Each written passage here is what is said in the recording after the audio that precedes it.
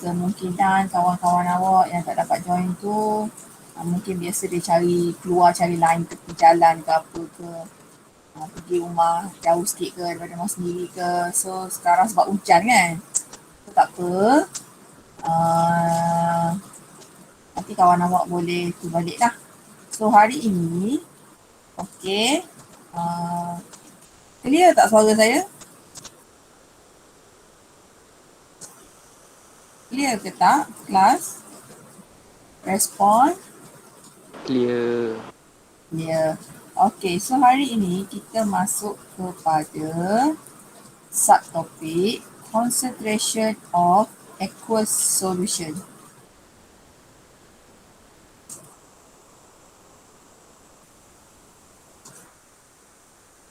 Okey, kepekatan, sakit kucing.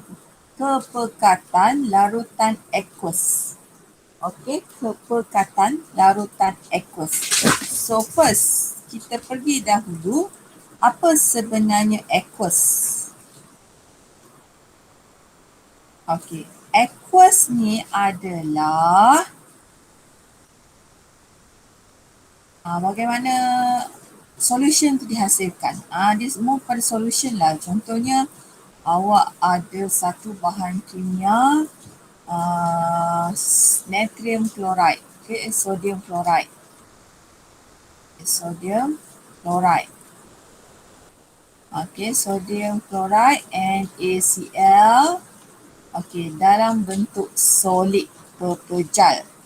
So, macam mana awak nak jadikan dia dalam bentuk aqueous? So, awak perlu tambahkan dengan air. Awak larutkan sodium chloride tu ke dalam air. So, mula-mula dia dalam bentuk pepejal.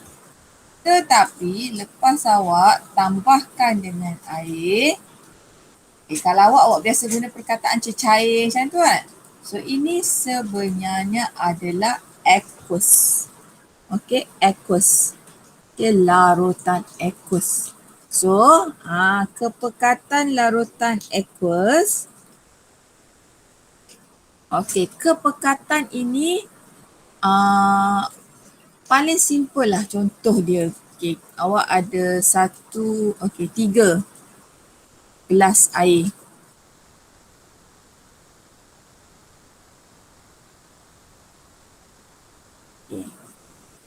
3 gelas air. Gelas yang pertama, awak letak 1 titis je sirap. Gelas yang kedua, awak letak 2 titis sirap. Gelas yang ketiga, awak letak 3 titis sirap. So, hasil akhir dia, so gelas yang pertama, sirap dia ada, tapi warna dia pudar sikit, tahu tak? Yang kedua, gelas ni dia terang sikit lah. Tetapi bila masuk gelas yang ketiga, sebab awak guna 3 titis sirap, gelas tu warna dia lebih terang.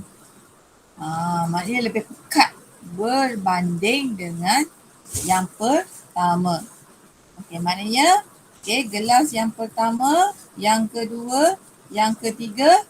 Yang ketiga warna dia lebih pekat berbanding dengan yang pertama. So, apa maksudnya di sini? So, why the color of this syrup is different? From 1 and 3, this is because the concentration. The concentration of syrup.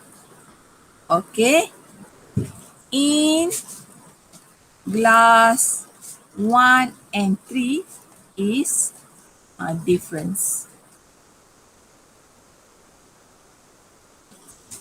Okay, so that's why, okay, glass 3 has more concentration, more concentrate than glass 1. Faham kat sini itu maksud kepekatan. Maknanya lagi banyak awak letak apa-apa, lagi pekat benda tu. Okay, so awak boleh buat nantilah, cuba kat rumah awak ada sirap ke, oreng ke, awak lebih nampak lah.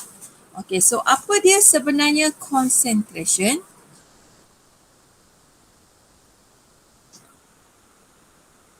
of a solution? Okay, concentration of a solution is a measurement, okay, measurement that shows the quantity of solute dissolved in a, anak kucing aku. Sorry, kucing saya main kacau saya tu. Dia bertuah. Okay, in a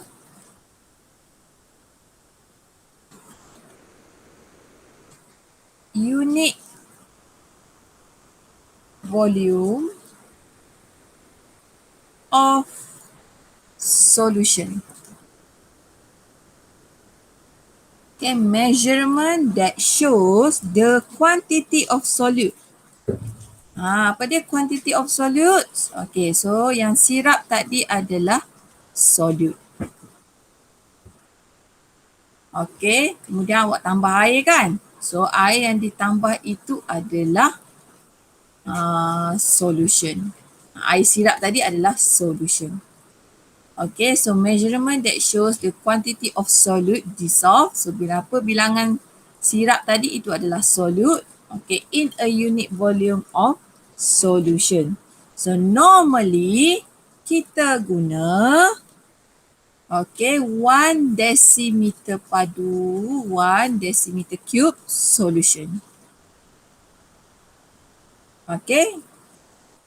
The higher the quantity of solute, the higher the concentration of the solute. Maknanya lebih banyak sirap yang awak letak tadi, awak letak 3 sirap berbanding 1, lebih pekatlah larutan itu. Okay, so the quantity of solid dissolved can be measured in gram or mole. So hence the concentration of solution, okay, can be measured in unit. Okay, so kita boleh sukat dia ni dalam unit gram decimeter per cube or mole decimeter cube. So awak nampak dua unit ini. So ini adalah unit untuk concentration, kepekatan. Okay, sebabnya sirap tadi, awak letak sirap tadi tak? Sirap tadi dia boleh sukat dalam gram ataupun mol per desimeter padu. Sebab itulah kita boleh katakan dekat sini ataupun formula yang awak ada. Okay, so concentration in unit gram per decimeter cube, okay, is the mass of solute found in 1 decimeter solution. Maknanya kepekatan dalam unit gram per decimeter padu adalah berapa gram zat terlarut tadi yang dijumpai dalam 1 decimeter padu solution. So dia punya formula adalah concentration dalam unit gram decimeter padu equals to mass of solute dalam unit gram per dengan volume of solution. Decimeter cube. Okey, boleh? Boleh yang ni? Boleh Boleh kelas? Boleh. Okey. So, satu lagi selain dalam gram, okey, dia juga boleh sukat dalam unit mol desimeter padu. So, kalau mol desimeter padu, dekat mana awak tukar? Dekat sini lah kan? So, another formula, okay, molarity,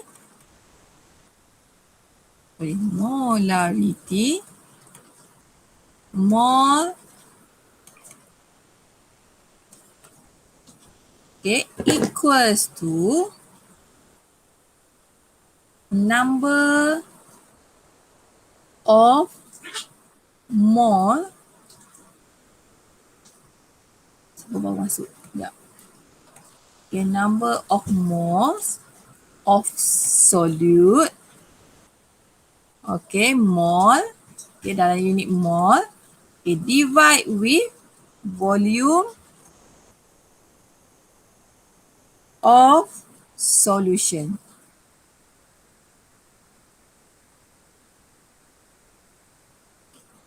Okay, number of mole of solute divide with volume of solution. Maknanya tukar dekat sini je lah. Kalau mass of solute guna gram, kalau mole kita guna bilangan mole. Okey, tapi dua-dua ni mesti per dengan isi padu larutan ataupun ringkasan dia. Ringkasan dia. Paling senang awak guna formula yang ini, awak hafal je yang ini. Okay, so concentration, hafal pula. Sorry, apa maksudnya? Macam ni. Okay, gram ni, okay, ni lah rumus dia. Okay, ataupun saya biasa guna, okay, rumus yang ini. Okay, so kepekatan, okay, saya suka guna rumus yang ini.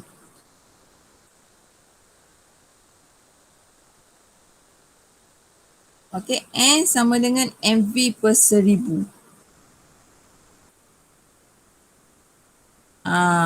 So, bila awak guna yang ini, okay, M besar ini sebenarnya merujuk kepada molarity. This one is a volume. Okay. So, this one adalah bilangan mol. Okay. So, awak boleh calculate lah number of mole dissolve apa semua ni. Okay. Menggunakan formula ini, awak boleh kaitkan dengan ini. Okay. This one pula, awak boleh tukar kepada ini. Inilah saya nak bagi tahu. Okay, menggunakan rumus di mana gram per decimeter cube kita boleh tukar kepada mol per decimeter cube. So this one boleh tukar kepada sini, ini boleh tukar kepada sini. So macam mana nak tukar? So awak tahu kan? Awak pernah belajar N ada kaitan dengan N gram per jahit. Okay? Bilangan mol sama dengan jisim bahagi dengan JMR. Awak belajar dalam bab 3. So JMR ni mol kepada molar mass. So apa kaitan? Benda ni dia mesti ada kaitan dengan molar mass. So gram nak jadi mol. Apa yang perlu dibuat? Awak bahagi sahaja dengan molar mass. So this one darab dengan molar mass. Ni relationship dia lah. Hubungan dia. Okay. So apabila saya pupa-pupa ni kita tengok contoh. Contoh daripada buku teks. Kalau once awak tengok contoh, oh dekat sini guna sebenarnya. Senang sahaja. Okay, kita tengok contoh yang pertama. Okay, contoh yang pertama. Dia kata calculate the concentration in gram per decimeter padu. So awak just ingat je. Kalau gram per decimeter padu, okay, maknanya atas ni mestilah gram. Bawah ni mestilah, atas ni mestilah mass, tahu tak? Bawah ni volume. Okay, so dekat soalan ni awak tengok A, 40 gram. 40 gram. Okay, dissolve in water produce 20 desimeter padu. So, bahagi dengan 20 desimeter padu. So, dapatlah jawapan dia 2.0 gram per desimeter padu. Nampak tak? Direct sahaja kan? Sebab dia kata gram per desimeter padu. So, gram, ni. So, this one. Ni pun direct sahaja untuk B. 18 gram bahagi dengan 750. Satu lagi. Okay, nampak tak unit dekat sini sentimeter padu? Sedangkan kalau dalam rumus, dia desimeter padu. So, awak kena tukar dahulu. So, sentimeter padu, macam mana awak nak tukar kepada desimeter padu? Macam mana awak nak tukar? Okay, so awak darab bahagi dengan 1000. So, 750 tadi bahagi dengan 1000 dapatlah 0.75 desimeter padu. So, once awak dapat yang ni, teruslah awak boleh kira. So, jawapan dia adalah 24.0 gram desimeter padu. Soalan macam ni senang sahaja, direct. Okay, boleh? Okay, next. Tak apa, yang tu tak salin. Aku tak ada je. Okay. This one, another one, example. Okay, calculate the molarity. So, kalau dia sebut perkataan molarity, dia sebenarnya adalah kalau dia sebut perkataan molarity, M sama dengan mol per desimeter padu. So, A, mol per desimeter padu, mol 10 mol. Desimeter padu 5 desimeter padu. Direct sahaja daripada rumus. 2.0 mol desimeter padu. Okay, B. Okay, dia kata 0.1 mol dah ada. Dissolve in 500 cm padu. So, yang this one, sentimeter padu ni lah awak perlu convert kepada desimeter padu. So, dapatlah 0.1 mol bahagi dengan 0.5 desimeter padu. Dapatlah 0.2 desimeter, tertinggal, mol per desimeter padu. So, this one direct sahaja. Okay? So, kalau dia kata nak dalam unit gram per desimeter padu, awak just ingat, gram per desimeter padu. Inilah maksud dia. So, awak carilah yang ni untuk jisim. So, this one untuk volume. Okay, kalau yang ni molarity, maknanya dia kaitan mol desimeter padu. Okay, so kalau mol desimeter padu cube ni, so cari je lah bilangan mol per dengan volume. Okay, next example. Kita tengok lagi. Yang ni direct sahaja. Senang orang kata. Okay, next. Okay. What is the concentration of nitric acid with a molarity 0.5 mol in unit gram decimeter cube? So, sekarang dia nak berapa kepekatan dalam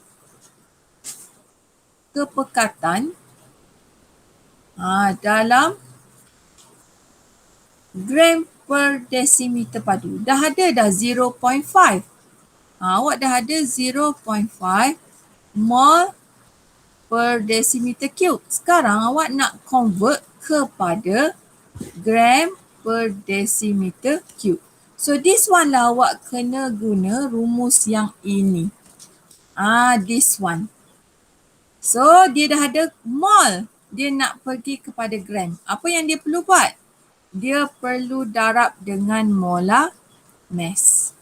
Okay, anda.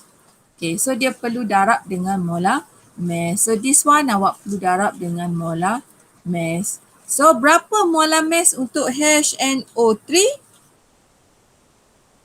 Kira lah first. Okay.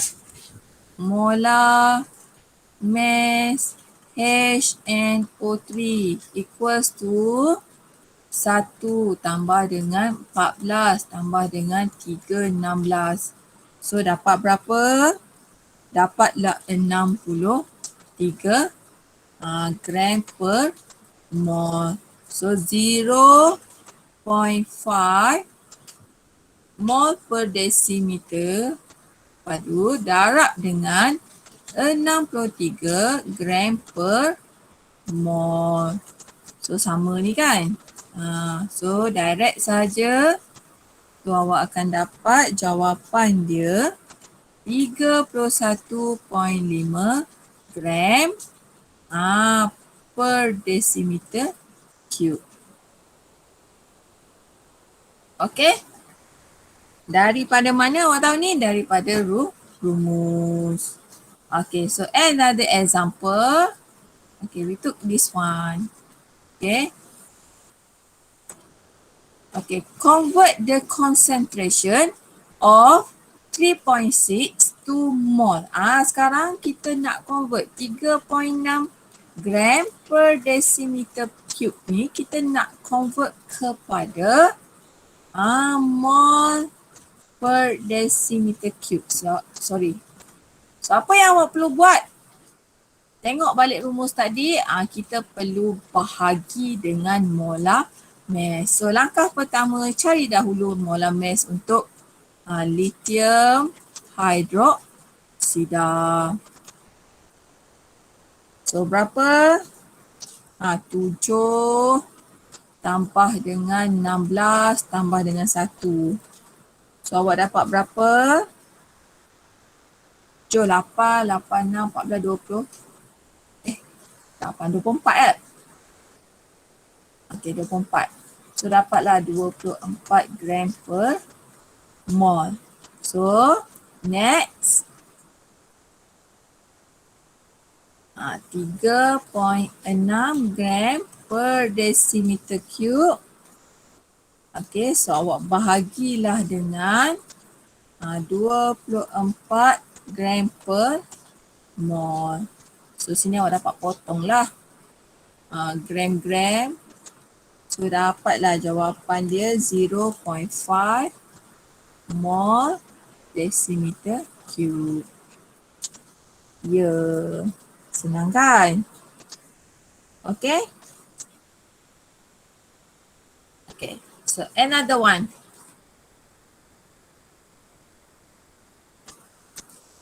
Okay, kita tengok yang ini. Okay, yang ni saya dah bagi tahu tadi kan? Okay. Molarity sama dengan number of mole of solute per volume of solution.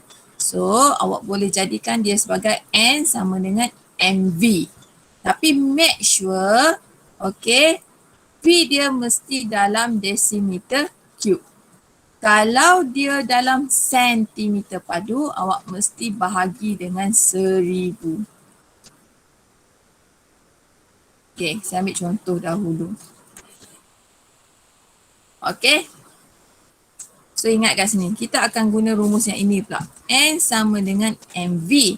Tapi make sure V ni dalam unit decimeter padu. Katakan dia bagi unit dalam sentimeter padu, awak perlu guna rumus yang ini. This one kalau dalam unit sentimeter padu. Okay. So kita tengok soalan. Calculate the number of mole. Okay, KOH, potassium hydroxide, found in 2 decimeter cube of 0.5 potassium. So maknanya daripada soalan ni dia bagi apa? Dia bagi nilai V. 2 desimeter padu, kemudian dia bagi nilai M besar.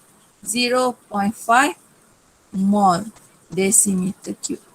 So nilai apa yang tak ada? Nilai N ni tak ada. So masukkan sahaja ke dalam rumus. 0.5 darab dengan 2. Kenapa? Rujuk kepada rumus yang ini. Sebab dia unit dalam desimeter. So direct sahaja. Siapa baru masuk? Aziz baru masuk. Baru bangun kah? Okay. So direct sahaja. Tekan. So awak akan dapat. Apa lagi? Zahid baru masuk juga. Okay, dapatlah direct 1 mol KOH. Daripada rumus yang mana? Rumus yang ini. Okay, next example.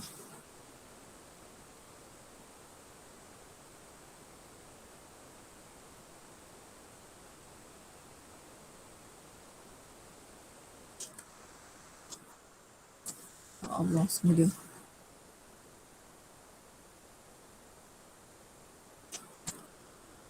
Okay, a beaker contain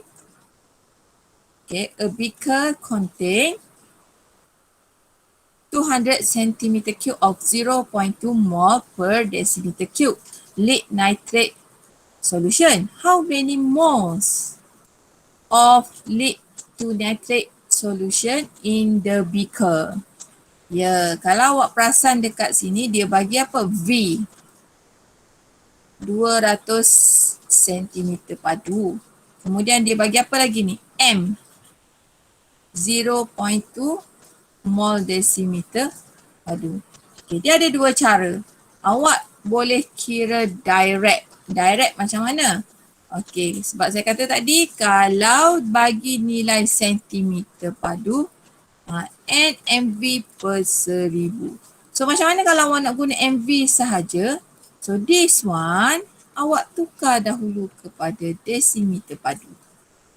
Tapi yang ni direct teruslah. Kalau yang ni, N sama dengan 200 darab dengan 0.2 bahagi dengan 1000. Kalau awak nak guna yang ni, awak kena tukar dulu. Tukar macam mana? 1, 2, 3. So, 0.2 times 0.2. Okay, so jawapan dia tetap sama. 0.04 mol. Ni pun 0.04 mol. Mana-mana yang awak rasa? Awak nak convert dahulu ke? Awak nak guna rumus direct? Mana-mana yang mudah untuk awak? Janji jawapannya betul. Boleh kelas? Boleh kelas? Boleh. Boleh. Kalau boleh, okay. Lepas ni saya akan share satu kerja. Ya, boleh buatlah dekat kerja tu, okay. Satu aktiviti lah awak boleh buat dekat situ. Okay. So itu sahaja. So ada apa-apa pertanyaan untuk hari ini? Yang baru masuk, kita belajar tentang kepekatan. Okey, saya buat satu rumusan lah untuk orang baru masuk. Okey. So, untuk hari ini ada 3 formula untuk concentration. Okey. So, formula yang awak ada. Okay, concentration ni dia boleh dikira dalam gram decimeter cube ataupun mol per decimeter cube. So kalau gram per decimeter cube, kita guna mass over volume. So kalau awak perasan ni G kan? So G per. So dalam soalan awak cari je mana mass, Mana volume? Masuk direct sahaja. Okey, kalau satu lagi mol. Mol ini sebenarnya adalah untuk molarity. Dia punya istilah adalah molarity. Okey, molarity mol per desimeter padu. So mol, awak tahu dia adalah bilangan mol, number of mol. Number of mol N, biasa istilah yang saya guna. So per dengan volume. So dia sama juga dengan mol per desimeter cube. Sorry, dia tak ada bawah ni. Sebab dia bawah tu. Sorry. Okay. So dalam soalan awak cari je. Mana bilangan mol, mana volume. Okay, itu yang pertama. Okay, yang kedua, okay, gram per decimeter cube, kita boleh convert. Okay, this one boleh convert kepada ini boleh convert kepada ini. Macam mana nak convert? Okay, gram per, nak pergi ke mol, kita bahagi dengan molar mass. Okay, mol nak pergi ke gram, kita boleh darab dengan molar mass. Okay, dan rumus yang ketiga, okay, daripada molarity ni, yang mana molarity? Mol per desimeter padu ni, okay, kita boleh cari bilangan N. Tapi paling senang sekali kita guna rumus yang ni. N sama dengan MV. Dengan syarat V ni dalam desimeter padu. Dan awak juga boleh guna rumus N sama dengan MV per 1000 kalau V ini dalam sentimeter padu. Itu sahaja. Ada 1, 2, 3 rumus yang awak perlu belajar hari ini tentang kepekatan. So apa dia kepekatan? Kepekatan ni, contoh yang saya bagi tadi, air sirap. Okay. So air sirap, kalau awak letak paras ni air sirap, apa jadi kepada air sirap awak? Dia akan cair. Tapi kalau air sirap awak letak banyak ni, apa jadi kepada air sirap awak? Dia akan jadi pekat. So kepekatan adalah banyak mana bahan terlarut dalam awak punya larutan tadi. So makin banyak, okay, makin pekat. Okay, the higher the quantity of solid dissolved, higher. Okay, the higher the concentration. Okay, boleh? The higher the quantity solute, the higher the concentration of the solution. So, lagi banyak zat terlarut yang larut, makin pekatlah sesuatu larutan itu. Boleh? Itulah kesimpulan tajuk kita hari ini. Itu sahaja. So, saya akan forward kepada awak satu latihan. So, latihan itulah yang awak perlu buat dan hantar. Yang semalam pun ada lagi yang tak hantar kepada saya. Hantar apa? Hantar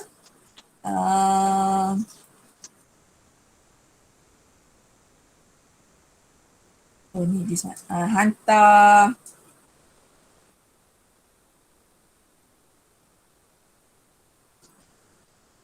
persamaan tu.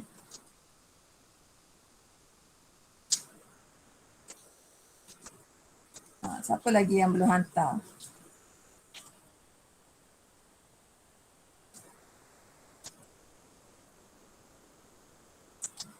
Okey, saya dah bagi dah latihan dalam buku. dalam WhatsApp, tapi soalan tu dalam bahasa Melayu lah. Okay. So kepekatan tu concentration, kemolaran tu molarity. Istilah-istilah tu. Berapakah bilangan mol? Maknanya number of mol. Dapatkan jisim mass. Okay, boleh? So ada saya bagi latihan dalam WhatsApp. Buat siapkan hantar kepada saya untuk saya semak. Okay, that's all for today. Dah sekejap je saya katakan kelas. Okay, buat latihan. Terima kasih, itu sahaja. Soalan dah ada dalam WhatsApp. Terima kasih cikgu. Okay, sama-sama.